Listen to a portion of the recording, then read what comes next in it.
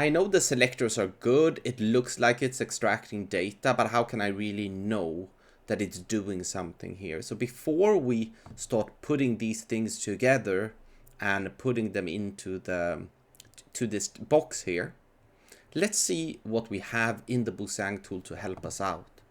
So remember, we'll have some TMP value we're setting. First, the first value here, and then I think we overwrite it here. It looks like it at least. And you can see that if you go under the, you see under script, test TMP value equals util get element text using the element. So it seems that the TMP value is set twice. So how can we debug this? Yeah, we can use the tab here called debug data. So if that tab isn't visible, you should have it here, okay? And you can select it. Here we can see that we click the T, that when the test starts, test TMP value is blank.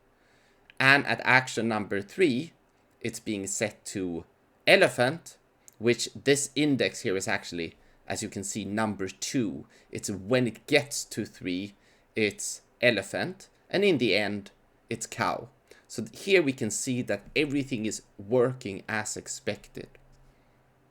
So how do we solve this? How do we make sure that the TMP value is elephant and cow?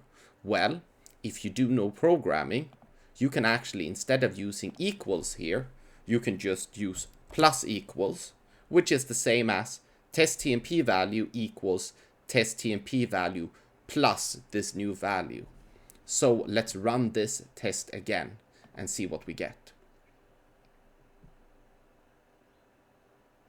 And now again, we can go to debug data and we see the test TMP value is blank, then it's turtle, and then it's turtle mouse. So that's exactly what we want to do. Now I can click the last item here and just type something into this box and hit escape or enter to hit the submit.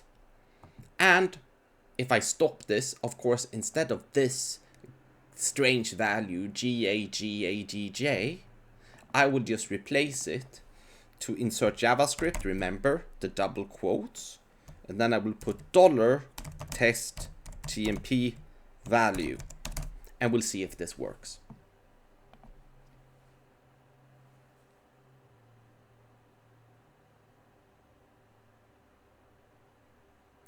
And as you can see, we have very, very quickly created a test that extracts some data from the user interface, does some operation on the data, in this case concatenating them, and then moving on, putting it back into the user interface and submitting the result.